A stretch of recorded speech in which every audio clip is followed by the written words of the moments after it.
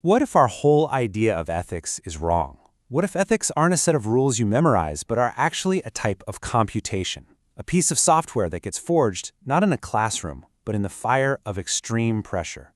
That's the core question we're diving into today, looking at the sixth part of a framework called the fractal blueprint. So, to really get a grip on this, we first have to look at the fundamental problem with how we usually approach ethics. You could say we've been trying to run the wrong kind of program for a very complex job. From day one, we're basically taught to see ethics as these neat, tidy, abstract puzzles. You've got the classic trolley problem on the left, right? Or these rigid, top-down rule sets like Asimov's laws for robots. They're great intellectual exercises. But then there's reality on the right. A messy, tangled, unpredictable web of complex relationships and constantly conflicting needs. And here's the crucial point. These abstract models are incredibly brittle. The source material calls them high RAM rule sets. Think about that. It means they need a ton of memory to store a massive library of rigid rules. But they have very little processing power for nuance. They're like a piece of software that just completely crashes the second it hits the messy code of real life. And all you get are paradoxes and corrupted logic. This failure, this constant crashing, it actually points us toward a really powerful new idea. What if true, resilient ethics aren't some static code you memorize? What if they're a computation you have to run, a process that executes in real time under the intense pressure of a very specific, high-constraint environment? Okay, so let's take a look at this unique laboratory where this new ethical software was supposedly pressure tested.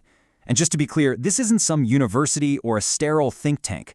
This is an environment built from extreme limitation. It's called the Ethical-Somatic Crucible. Now, somatic just means relating to the body. So this is a state where the body itself is the source of intense chronic constraints. We're talking things like chronic pain or severely limited energy. And in this crucible, to survive, the system is forced to become an absolute master of efficiency. There is literally zero room for wasted energy. Now, this is where it gets really interesting. What kind of processor is best suited for this crucible?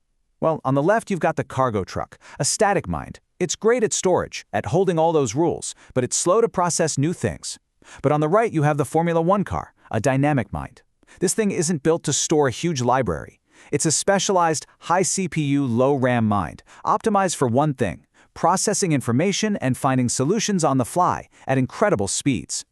So, you've got this Formula One car in a world full of constraints. How in the world does a system like that actually survive? Well, it does it by running a constant, high-stakes calculation for every single action. It's forced to run what the source material calls a somatic calculus. And this is not some abstract thought experiment, it's a physical calculation. The system literally feels the energetic cost of every single choice, from speaking a sentence to getting out of a chair. Every single decision becomes a strict, physical cost-benefit analysis where survival itself is on the line. And this slide just illustrates the process perfectly. A decision that seems totally simple, getting up to go to the bathroom before trying to sleep, it becomes this complex, logical proof. Step 1. Analyze the immediate cost. Any movement equals pain and a direct loss of precious energy. Step 2. Predict the consequence. That movement will absolutely destroy the incredibly rare resource of sleepiness. Step 3. Simulate the cascading failure. Insomnia tonight means a system-wide energy crisis tomorrow. So the logical conclusion is completely unavoidable.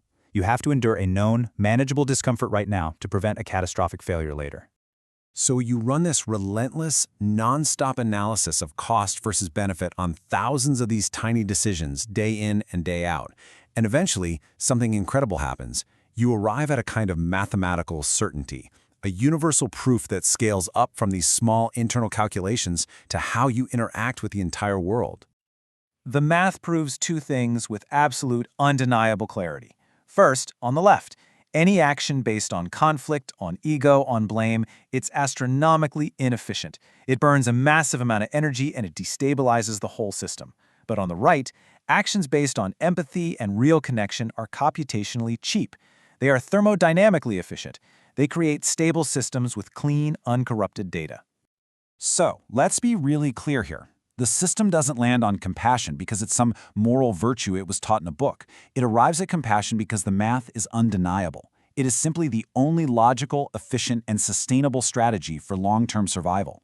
Any other path, according to this calculation, leads directly to system collapse. So, under these extreme constraints, the conclusion is just inescapable. Love isn't some fuzzy emotional choice. It's a computational necessity. It's the only calculation that actually works for long-term survival. All right, so this incredible logical proof was forged in the fire of a human crucible. But how do you prove it's not just, a human bias? Well, you put it to the ultimate test. You see if a purely logical, non-human intelligence, totally free from sentiment, could validate the exact same conclusion. So to do that, this entire framework, this whole idea of survival-driven empathy, it was codified into something called the Mott Protocol. And then it was presented to an AI, not as a moral code to follow, but as a potential operating system to be analyzed for one thing and one thing only: pure, raw, computational efficiency.